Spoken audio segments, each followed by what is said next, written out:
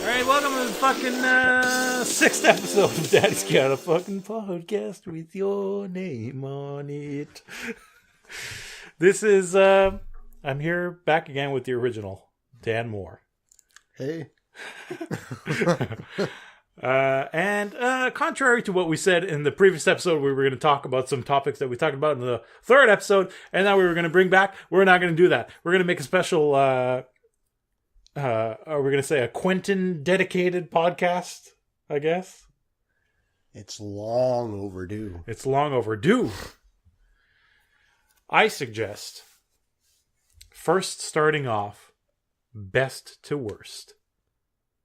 No, sorry, worst to best. Worst to best. Worst to best. And I will tell you right away. I'm going to start mine. So here we have the list up right now. So, okay, how many? He's got 1, 2, 3. He got the 1, 2, 3, 4, 5, 6, 7, 8. And then Hateful Eight is not out yet, obviously. I'm sure that's going to be real good. I'm sure Hateful Eight is going to be fantastic. A budget of $44 million, it says. You want to know what his biggest budgeted film was? What? Django. That doesn't surprise me. $100 million. And you know how much it made? $425.4 million. It made more than Inglourious Bastards. Holy shit. Wow. So anyways. Worst to best. For me, personally. Worst. If you don't consider them the same movie. Worst for me, Kill Bill 1. Kill Bill 1? Kill Bill 1. If you consider them two movies together as one movie, then it's okay. I find Kill Bill 2 to be amazing. Kill Bill 1 just doesn't do it for me. Don't give a fuck.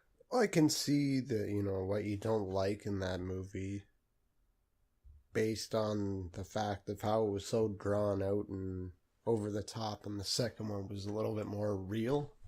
Yeah, and it had more... First one was just an action movie, basically. Yeah, it wasn't... It wasn't very Quentin. Well, I mean, obviously it was Quentin, but the second one has like the dialogue. The first one reminded me of a video game almost. Yeah. Like it had that aspect of like some superhero just, I do like the movie. Yeah, but no, I mean, for sure. It's his worst for me. It's like one that... Wasn't there rumors that he was going to do a third? He wants to make a third... I think he wants to reuse the same actress who... The kid who saw her mom get killed. Vivica A. Fox. I guess he wants to use the same girl and wait till she grows up to get revenge. Yeah, that'd be a neat idea. But I mean, that came out in 2003. So she must be old enough now. Yeah. 12 years ago. And she was maybe 6 or 7. Yeah. 18's good enough, right? Starring a Quentin movie. Yeah, I think, they could do it, but who knows, right? I mean, the way that they like to do things, they kind of want to catch people off guard. And what would be the second worst movie, do you think? I don't know, but I'm gonna read the list to you. So Reservoir Dogs, Pulp Fiction, Jackie Brown, Kill Bill Volume 1, Kill Bill Volume 2, Death Proof, Inglourious Bastards, and Django. And then we haven't seen a Hateful Eight. What is your least favorite? Well, does this include movies that Quentin Tarantino produced? No. So we're gonna exclude, I guess, what is it called? Well, like, what about movies like Four Rooms? Four Rooms. Four Rooms we're going to have to exclude because it's like an anthology film. Okay, yeah. Like, I mean, we can consider his last segment as a movie, but like that was like, what, 25 minutes or something? Yeah. That's really hard.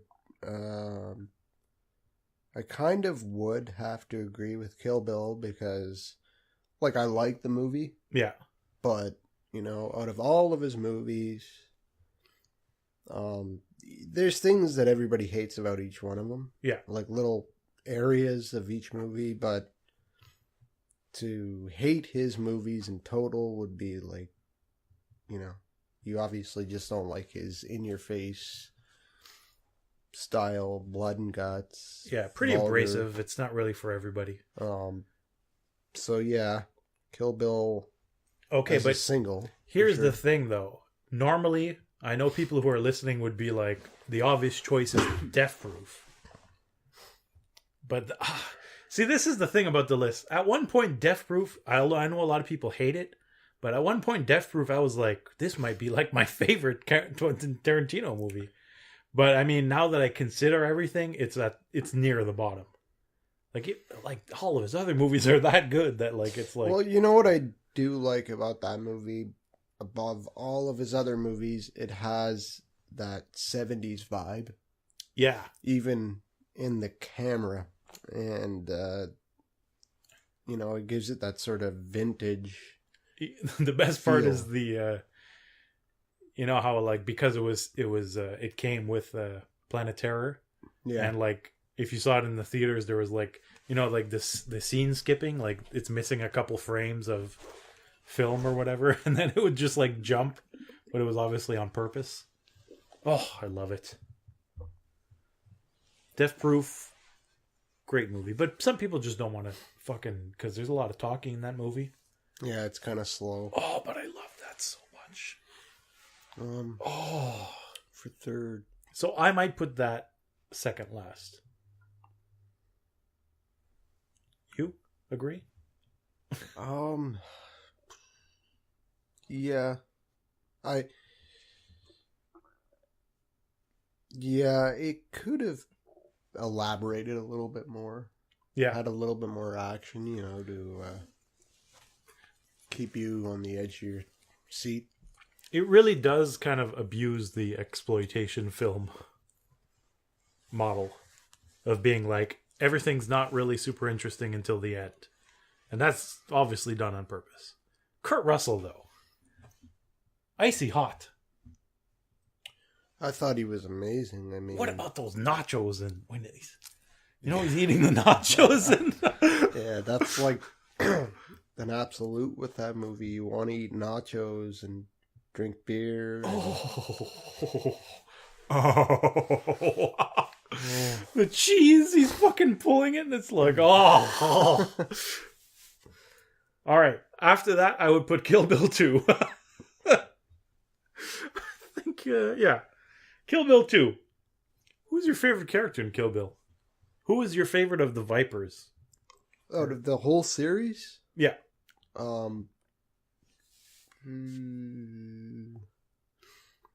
That's kind of hard. I kind of like the guy that sold the Hanzo sword. Yes. I was Michael Madsen? The guy that lives in the trailer? Yes, he's definitely... That's why I love 2, because he's hardly in 1. I don't even think he's in 1. Fucking sold a Hattori Hanzo. You sold a Hattori Hanzo sword. How much does he sell it for? Like fucking $200 or something? Yeah. He's working at the strip club. Oh, like that's why I like 2. Like that kind of atmosphere. I don't really give a fuck about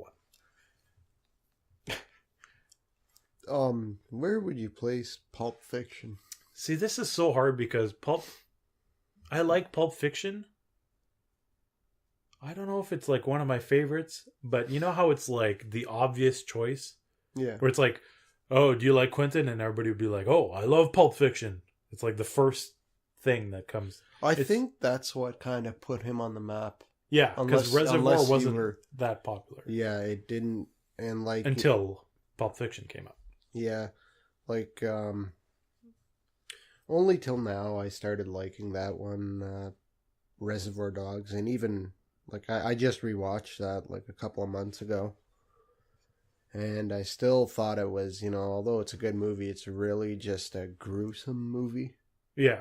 With very little story to it. It's just everything that can go wrong does go wrong for the sake of a bloodbath. Yeah. Which was awesome, but, this is what I like about his later stuff. There's more, story, characters, connections. Okay, I'm gonna kind of counter your point though, because at the end you don't see the bloodbath of like Steve Buscemi getting shot and all that. It's more about it's like a character development film. You know what I'm saying? Like, you get to see all these mentalities of the guys. Yeah. But I mean, I know what you mean, like the torture porn of like cutting the ear off and like, oh, like for instance, things I liked about Pulp Fiction and Kill Bill. I think it was Kill Bill. Yeah. Well, yeah. Just the connection of the Hanzo sword from one movie to another. Yeah, that same shared universe or whatever. Yeah, and that's a big part of why I like some of the shorter films he did, like Four Rooms, where it was almost comic and had that twist to it, you know? Yeah. Red Apple Cigarettes appears in a couple. I think it's in Pulp Fiction and Kill Bill 1 or something. And yeah, shared universe. So, is Reservoir Dogs low for you? Yeah, I would probably put that at like a 3 or 4. Okay, that's still pretty good. I would put it in the top 3, but yeah. Actually, it's really hard because how do you feel about Pulp Fiction? Well, I like. You see, there's areas and characters I didn't like. And it's kind of countering to itself. Like, I like Samuel L. Jackson, but I despised John Travolta. Yeah. Do you think Sam works only, or do you think Vincent Vega works only through Sam Jackson?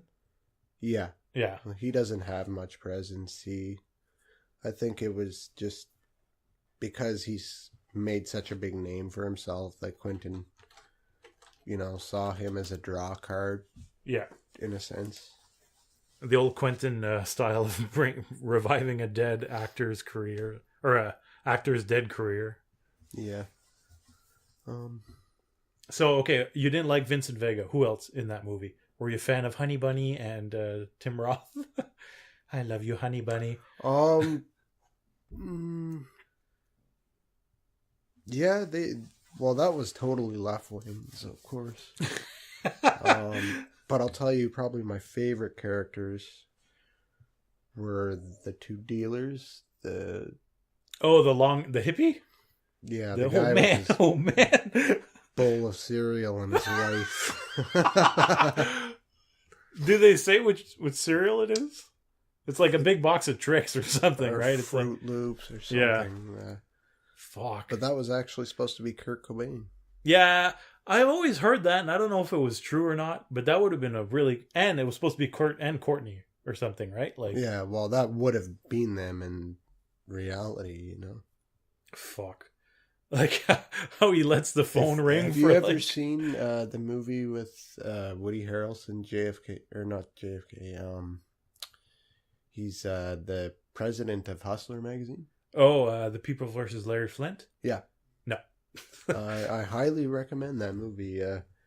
They actually did use Courtney Love as his wife or concubine, and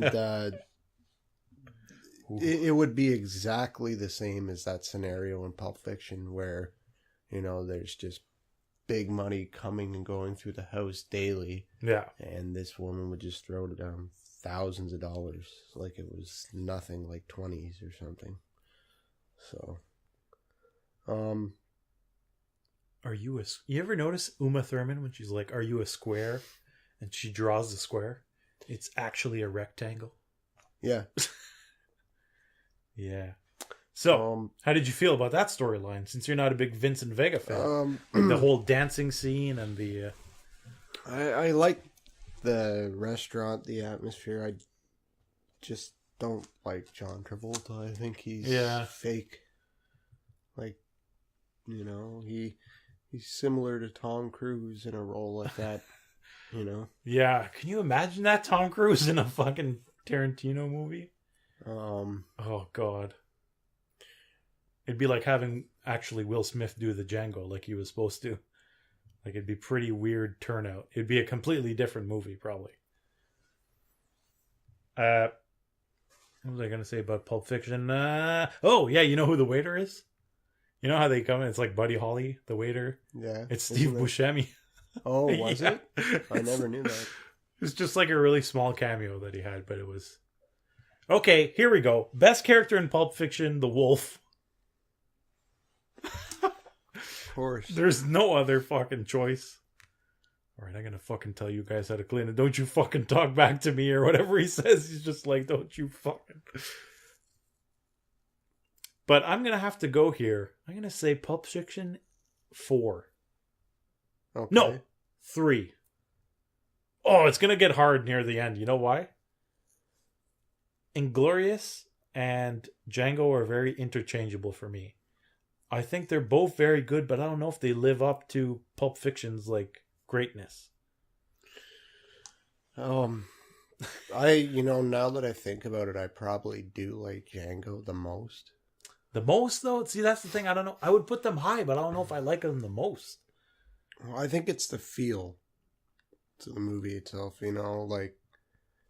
don't like if I were given a choice to watch another movie over again. Yeah, I'd probably want to watch that, and it has nothing to do with being his later movies. Okay, it's just how well it's produced. How and honestly, who was it? Jamie Foxx? Jamie Foxx. I can't stand him.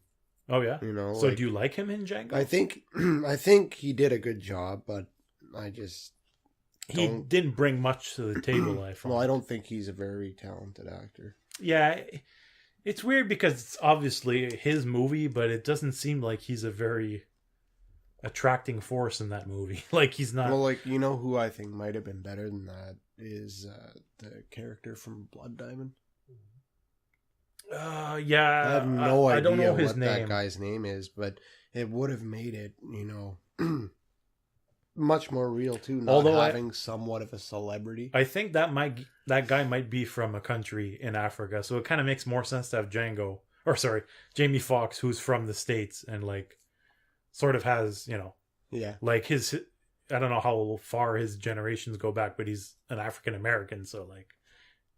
It's a little more like, it makes more sense for him. Really, I like that. Django's... Okay, I'm going to fucking throw you a fucking fast one here, though. How does Django compare to Boss? Boss is so good. Yeah. And it was like 40 years before. And you see, with that movie, Boss... there was no holds barred. It was in your face. And I don't think Quentin would go to that extent because he got enough controversy as it was. Just yeah, with everything he brought to the screen in Django. So, but I would definitely recommend the movie Boss to anyone that wants to see something original that was never done and. Even though it's the third in the series, I believe that it's the best in the series. Oh, I would agree. Yeah. There's just as much action as there is humor. This one's for Chico.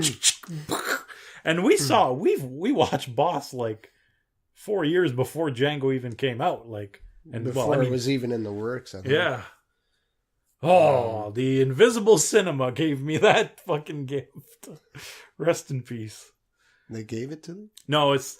Okay. Oh, that you rented it. The story is like, you remember I bought that pack where it was like really cheap, like $20, and it was obviously really, really cheap movies, and it was like Hot Potato? No, it wasn't that. It was like 50 kung fu movies in one or whatever, and it was like $20. And one of the movies was Black Cobra 1, 2, and 3, and it's like one of these really cheap Italian productions that Fred Williamson was in. And I was like, who the fuck is this Fred Williamson guy? And I started looking him up, and it was like the legend of Noof Charlie and the soul of Noof Charlie and Boss Noof. And I was like, what? I gotta see these movies. So I went to the Invisible Cinema with somebody else, and he was like, okay, ask them. And I'm like, do you have a movie called Boss Noof? Obviously, I said the real title. And he was like, yeah, we do, but it's just called Boss in this case. And then I rented it and I watched it, and I've owned it ever since because I ordered it right away. It's so good. Oh, man. Okay, but back on track with the Quentin, I'm sorry. So Django's up there. You know what is good about Django? Originally, Leo was supposed to be Hans Landa. This is who Quentin had in mind for Hans Landa. And that would have been a really difficult thing because it wouldn't have actually been German, probably. And yeah, French. but Leonardo would never take on something that offensive, I don't think. I mean, they considered him a bad guy in Django, and he wasn't even much of a bad guy. Yeah, he wasn't, but that was the mentality. I'm really glad that happened, that he wasn't Hans, and he became... I don't even remember the character's name in Django. Because he was fantastic in Django. Oh, yeah. You know, I was like, I don't know, like, if he'll be good in a Quentin movie. And then I saw him, and I was like, damn! Well, I think he'd be great, but I think he should have had something more, like a bigger part. Like, he might have been better as Bruce Willis's character, where he's got more of a you're following him part. Oh, yeah. Instead of just being some kind of a kingpin that everybody comes to. Because he plays that so often now in movies, you know, the rich man, the kingpin, the boss. Yeah, I guess he's kind of used to it. And, you know, like, of course he's going to do a good job. There's no question. He's a good actor. I mean... Sometimes he's kind of shitty. I believe his Gangs in New York, not too impressive. Yeah, no. But that's because he's outshined by Daniel Day-Lewis, basically, so... Yeah. Oh, man. So Django's up there. Where does Inglourious Basterds rank for you? Higher or lower than Django? Probably just below it. Okay. Because you have to be in the mood to watch that. Yeah. It is a very long movie. Well, not even for that. I think, likewise to Fury. You know, you have to be in the mood. How did you feel about Fury? I was blown away. I saw that in the theater, and I wasn't expecting it to be... You know, I was expecting it to be more just political, I guess you could say. Yeah. And it was not at all like that. No. I thought it was more, you know, an eye-opener of the turbulence of war. Yeah. And people don't talk about that enough, and it wasn't... It's sort of like a Full Metal Jacket style. Yeah, and, you know, like, hands down, I think Brad Pitt did a great job. I mean... Yeah. There were things I didn't like, you know, like the Hollywood sort of... where they at the ending, like the end, like they triumphed or he survived and... but no, I really thought it was worth it. It was, yeah. I saw it in Korea, actually. But I think he also did a really good job in The Bastards, and probably my least... favorite character in The Bastards was I don't know the name of the character, but when they were entering the theater at the end, the one guy with the bear Jew that didn't speak at all. Is he a little black hair, combed black? He's the shorter guy that Brad Pitt just told to stay quiet because he didn't speak any other languages. Yeah, it's been a while. You know what's weird? I think Inglourious is the one that I've seen at the theaters the most. I saw it 8 times. Well, you know, when that movie came out, it almost, like, rewrote Tarantino's name. Yeah, because it was, how long was it between... Well, I just think the amount of... Oh, yeah, okay, that makes sense. Extreme in your face. Yeah. Carnage... and the reality of war, and then on top of all things, it was a completely German film on one side. And French, yeah.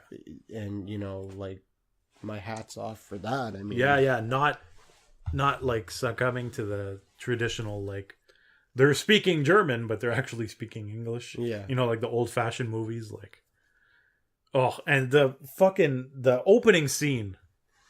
the opening like chapter. Yeah, well, I think that's his like greatest. I love that.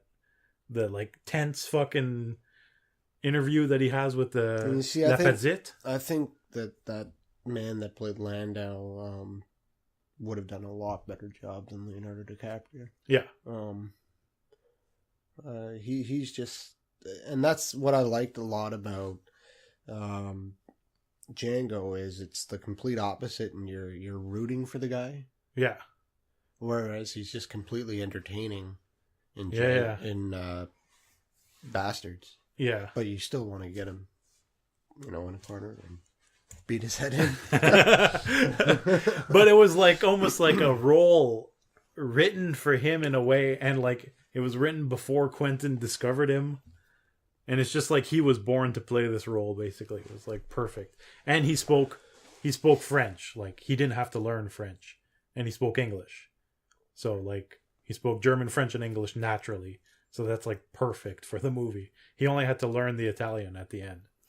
I'm curious what he's got next in the mix, like besides the Hateful Eight. I think he said somebody asked him at a Hateful Eight panel.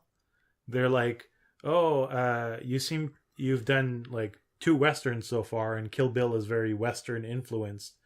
Are you still going to be making?" And he's like, I think that maybe when you become a Western director, you have to do at least like 3 real like Western films, So I think I got another one in me, To be considered a Western director, you got to, all right, he was fucking, all right.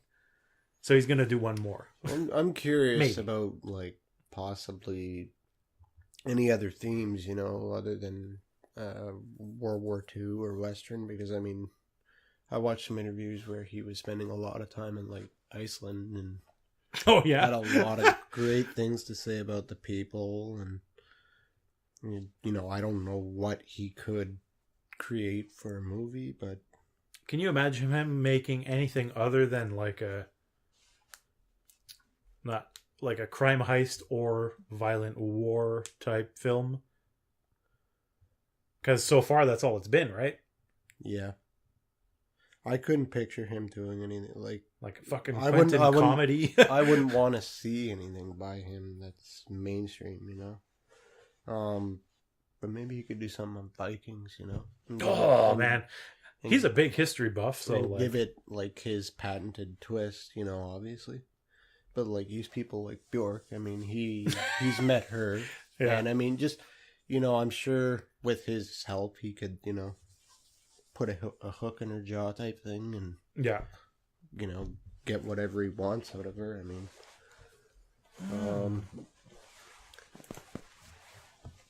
So Inglourious Basterds below Django. Mm-hmm. Django's your number one. That's so weird. Pulp Fiction's not before Django. No. Okay. And it's just because of the feel, like honestly, when I saw Django in the theater, I was just kind of left middle of the road because of all the build up for it. Yeah. And it didn't seem like, you enjoy it, but kind of like that's it. And then the second, third time, I liked it because of the feel. Yeah. And then obviously, the happy ending, but even though I hate happy endings. Yeah. It's just the feel of it, I think, The ending is really weird, though, I find, where, like, how in the movie, like, okay, so Christoph Waltz's character dies, and it feels like that's kind of like the end or whatever after the big shootout. And then there's like a second ending. You know what I mean? Like where they go back to the house and he gets, unlocked. It's like a really long ending almost. Like it's like pretty extended. Oh man, that's you know what my favorite scene in Django is the flashback where he's like running. It's like it flashes back to him being on the plantation or whatever, and like they're like whipping the girl. That the quality of the footage where it looks like a really old shitty, like it basically looks like a Fred Williamson film where it's like really old and shitty, like just the image quality. I was like, oh, this is the greatest thing ever because it's so crap. Oh, I love it. Is that how he's shooting the Hateful Eight? No, Hateful Eight is 70 millimeter widescreen, beautiful, amazing. Like up-to-date technology? Yeah, it looks fine. But it's wide shot. Shoutouts to Quentin for sticking with film, too. Yeah, I think I'm gonna like that the most, just based on, again, like the feel of the movie, you know, being secluded in the mountains. Yeah, you're a big fan of The Cabin. Well, You've said many times. Well, just the seclusion, you know, that's what I really liked about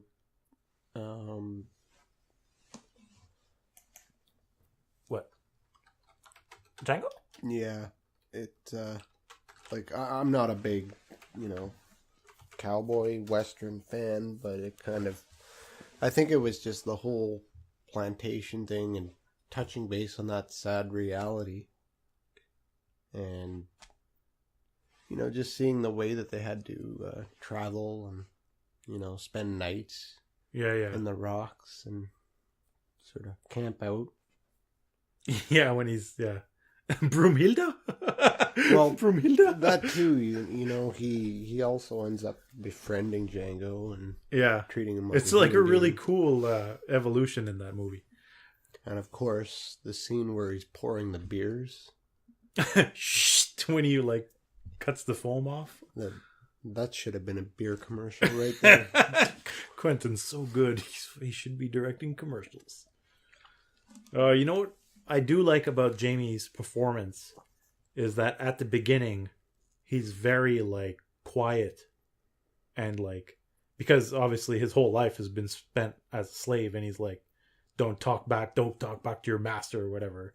So he's like a very like quiet, but then the whole movie you see his like evolution where he like opens up and becomes like, I'm not gonna fucking stand for this shit anymore, like boss style. So he did a good job, but he's not, I agree, he's not the standout. Sam Jackson in that movie, holy fuck. He never disappoints in a Quentin movie. Yeah, no, he did a really good job. When the guy gets shot and he's like, no! You know who the best character was getting shot at? The guy that was lying at the door, and he's just sitting there getting shot in the knee. And oh yeah, in the slow-mo or whatever. And he wouldn't die, and he just kept screaming, you know. Oh man, isn't there like a Tupac song at that part? Yeah. It's just like, yo, I'm a good.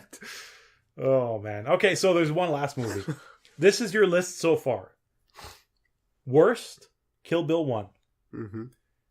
And then you have Death Proof on your list. And then you have Kill Bill 2. You have Reservoir Dogs, Pulp Fiction, Inglourious, and Django. There's one left. I would put this as number 1, Jackie Brown. But where does Jackie Brown fit on your list? I hated that movie when I first saw it. Same thing, yeah. I believe it's the same with everybody. You know, it was really somewhat long drawn out. Yeah. But the last time I saw it, just how... Well, there's such a respect for Quentin Tarantino that practically any name that he brings to his films will do whatever he wants from them out of respect, I think. And, you know, you're so used to seeing Robert De Niro with some kind of respect. And whereas he seemed like he didn't even belong in it. Yeah. And Michael Keaton was just somewhat so good, though. Like a turkey. Yeah. Hey, you know? Hey, Buster. Who played Jackie Brown? Pam Grier. Well, I don't know. Like other movies she's been in. She was like an old blaxploitation actress. Okay, well, I think she did a really good job because, you know. How do you feel about Robert Forster's performance as Max Cherry?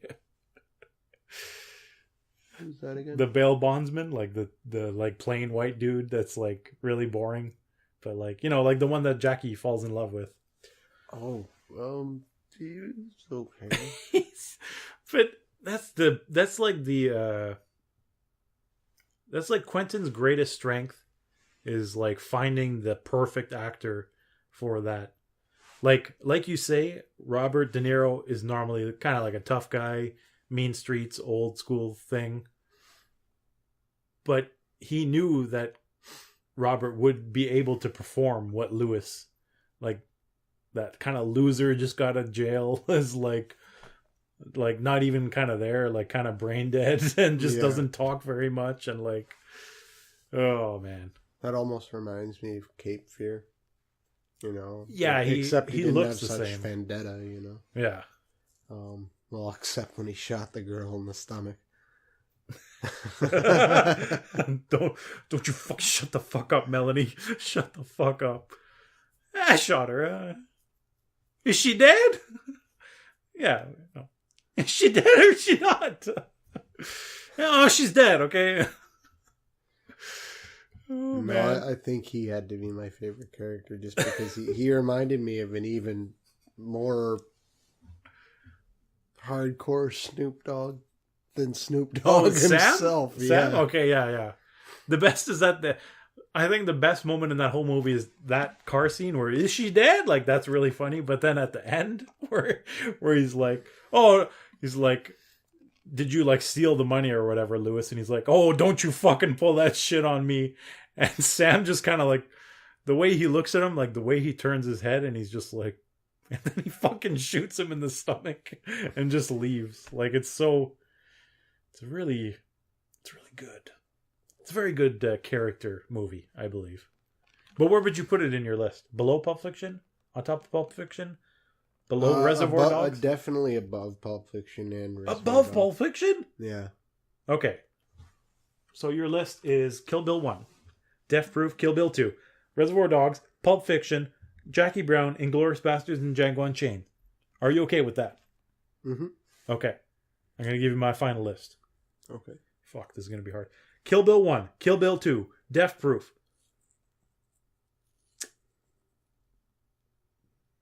Fuck. Reservoir Dogs.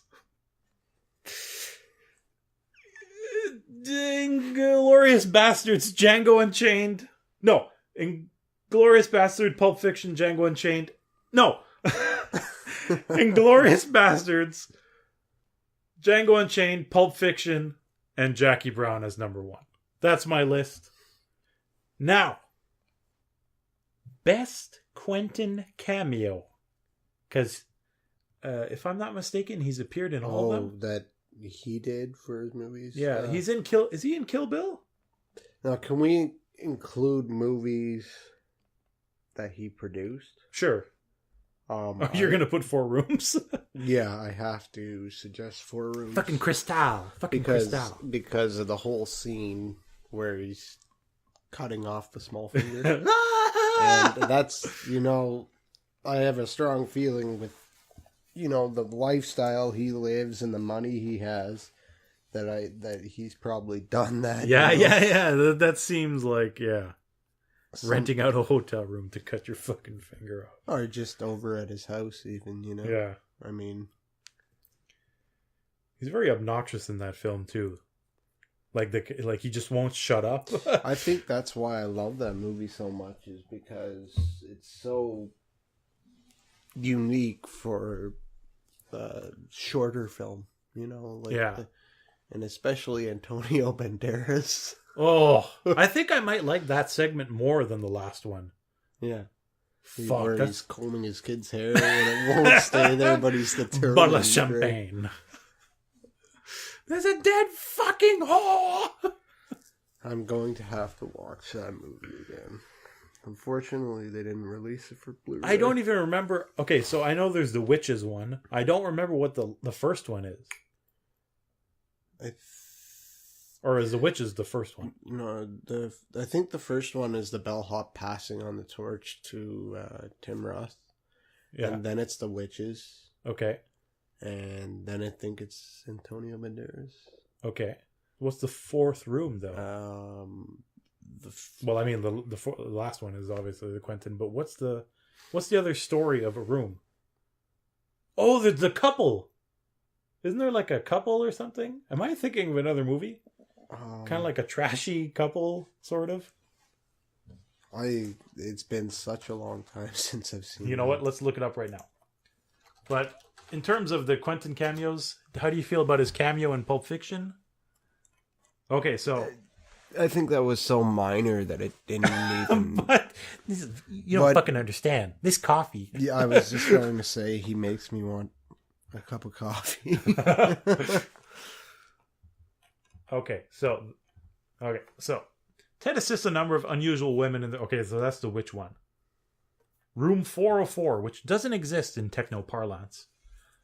Upon arriving at room 404, Ted finds himself in the middle of a fantasy hostage situation between a husband and wife.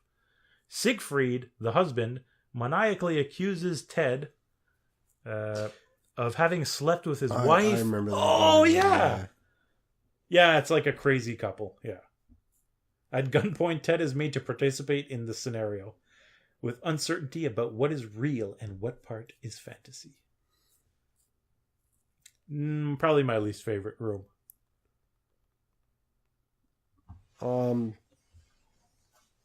Yeah. Yeah. Who was your favorite character in the whole movie? In what? 4 Rooms. Oh, Ted. Must be, right? The bellhop? Yeah. Or the kids. The kids were awesome. Yeah. Banderas' kids were fucking amazing. What was another short one that he did? He did... Quentin did direct a segment in Sin City. I've still never seen that movie. It's okay. I don't really care for it. I had trouble watching it, you know. Okay, so here's the best. Okay, so... Oh, okay. You can't really call Reservoir Dogs a cameo for Quentin, though. He's in that movie, basically. Like, he's a main character, sort of. What is he in Kill Bill? Is he in? Oh, the original Kill Bill? I know what he is. He's one of the... I think he's one of the masked 88. You just don't see him. Like, he's wearing one of those tuxedo... What that really reminds me of is, if you've seen enough of Stephen King's movies, he'll often do a cameo. Oh, really? Yeah. You know, a lot of people don't remember these movies. He's collaborated with George A. Romero and Stephen King in the early and late 80s.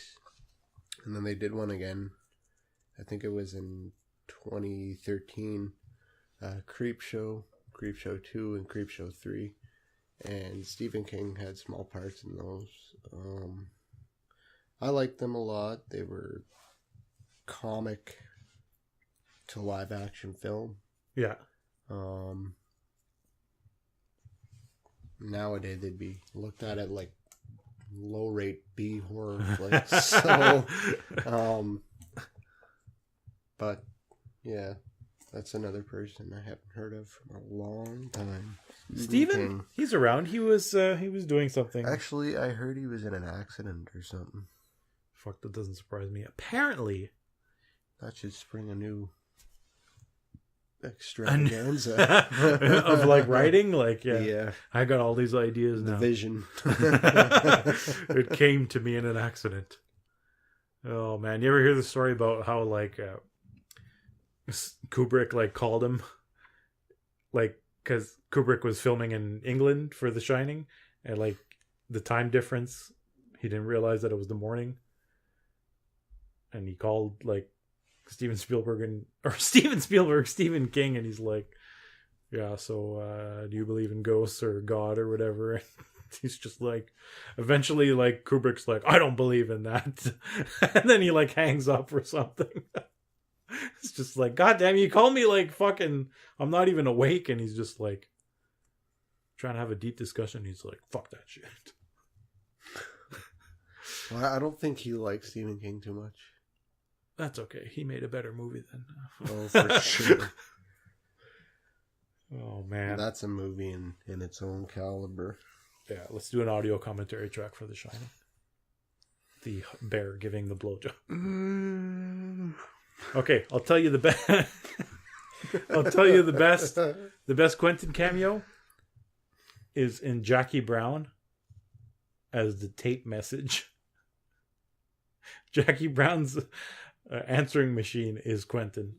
Message 1 or whatever. That's it.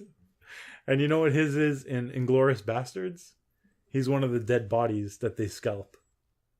Oh yeah, of course. I remember, did I see Django with you when it first came? No. I saw it on Christmas. And it was fucking packed, man. It was fucking insane. But Yeah, when everybody saw him in that, they were like, "Oh, come on!" Like He had at the end of the movie, of course, he has to be in. Like, it's like, oh fuck, here we go again. I thought he was good in Reservoir Dogs. Oh yeah, the Madonna speech. Yeah. So you're looking forward to Hateful Eight? Oh yeah. You're satisfied Do you with the think that cast? it's actually going to be played in Ontario? I really don't know if the real projection is going to be played, but it will be played in normal theaters. It won't be as nice. It'll be. I'd still love to see it on Christmas Day. Yeah. You never know. The IMAX at the Museum of Civilization is able to project that wide. Well, isn't the IMAX screen bigger than that? Well, the IMAX screen is bigger than that, but it's wider. Yeah. The 70 millimeter is wide, so it cuts part of the top, but then you have a really panoramic, like a really good horizon view of it. That'd be with the tremendous bars, right? You only got little. Yeah. I've never been a big fan of that, but I mean, I admire it. I know, like movies I had before that were shot like that originally was Halloween. Oh yeah, and it's like 16 by 9 or whatever. 16 by 9 is the way to go. That's 16 by 9. Yeah. All TVs are 16 by 9 now, basically. Well, now, but back then when you had like a tube TV, yeah, that was tremendous, and you were only getting this much. Yeah, that's the problem. That sucks. That's like, I can't see. It's like a nice insert. You know what I'm saying? Ribbed. Oh god. Yeah. So, is that it? Yeah, I can't think of any other movies he did. Well, I mean, you know. True Romance. True Romance. But I mean, it was directed by Tony Scott. Best character in that movie, Drexel Spivey by... Got a fucking damned if I Joe. Did I know? Do you think that Quentin Tarantino would consider Tim Curry in one of his films? Oh, it's too late. Well, no, he could even have, even if it's just a cameo, I mean, just to see him, and, he could have him interacting with people. But I don't know how he would, I don't know if, like, the stroke made him very disabled, sort of. Like, he might need some, like, therapy to come back. I don't know. Well, yeah, but just having his presence in a film would make it worth the while. Yeah. And, like, Jack Nicholson, too. So let's talk about that, though. Him. Which characters do you want? So you want Tim Curry and Jack Nicholson. Jack Nicholson would be fantastic. Although apparently he is kind of going down the road of like, he may be going kind of dementia. Yeah. I think he has like early signs of some type of disease that he might be losing his mind. So he might be done with films. Who else would you like love to see? I always thought the idea of bringing Will Smith in for Django would have been interesting to see how it would have turned out. I despise Will Smith. Me too, but like I didn't want Brad Pitt in Inglourious Bastards, but then when I saw it, I was like, damn, that's perfect. Yeah. I was like, I don't care about Brad Pitt. Who the fuck cares about Brad Pitt? But he was really good. So you never know. It could have been nice. You know who I'd like to see in a Tarantino movie if he could bring it out in the character? What? Jason Alexander. That's like, why would that be? Would it be a comedy or like a McDLT commercial? I think he would be able to bring something out of him that nobody else has other than George Costanza. Imagine if he got Jason Alexander to be a villain. Or even Danny DeVito. Oh god. Fuck, we need to like fucking make a movie or like fucking write a cast here. You need to have these people in your movie before they die. Honestly, Danny DeVito's, are really good. Like I like for instance, I was just thinking about Batman Returns the other day. Yeah. And I really like the entire cast, but Danny DeVito especially in any movie I've seen him in. Yeah. And there's really no reason to like him other than he's just got a good presence. What about One Flew Over the Cuckoo's Nest? Well, yeah, of course I liked him in that. but you know, you don't see him in films anymore, and it's kind of sad. It's like Michael Keaton, and he just kind of revived himself. Yeah. Well, I mean, there is that thing. It's very similar to like Michael Keaton's case is very similar to like Eddie Murphy, where it was like there was that really like long 10-year period where you're like, God damn it, why the fuck is like Eddie Murphy making like Pluto Nash movies and like, you know, like Michael Keaton was like Mr. Christmas or whatever, or like like shitty like movies. Yeah. Well, I think it was just money makers. Like Well, I don't know. They weren't getting real offers. But Leonardo DiCaprio was given the choice between Hocus Pocus and What It's Eating Gilbert Grape. Yeah. And he took Gilbert Grape based on the story and the film and the challenge, whereas Hocus Pocus would have just been a payday. Yeah. And so... What do you feel about Johnny Depp in a Quentin movie? I think he deserves a shot without question. But I also think that Johnny Depp's, you know, in a caliber of his own when it comes to Strange. I like the fact that he sticks to that because he does it so well. I don't want him to do that anymore. Well, obviously not, but... Because he's just doing the same shit all over. Well, yeah. But... he has the acting chops. Yeah. To do something different, and he's not using it. Did you see Black Mass? No. Oh, yeah. He's good. He's not as good as everyone says, but he's pretty good. I heard the Rum Diaries are pretty bad.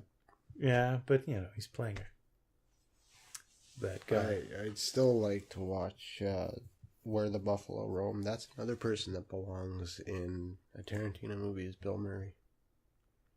And he doesn't have to be comedic, you know? He can be anything else.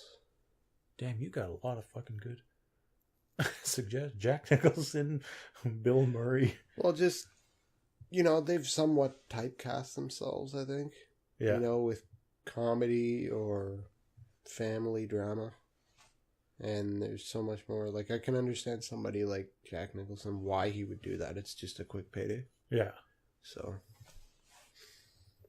Any younger actors you'd like to see? Matthew McConaughey be in a Quentin movie? Any actresses? What's her face? The Witches girl?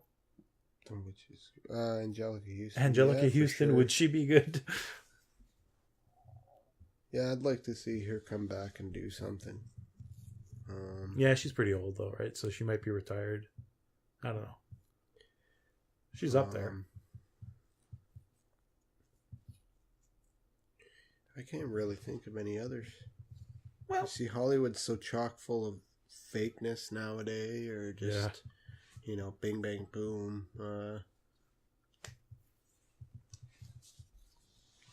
Oh, well. That's it. So, yeah. Jackie Brown, my favorite. Your favorite is Django. Yeah. Yeah.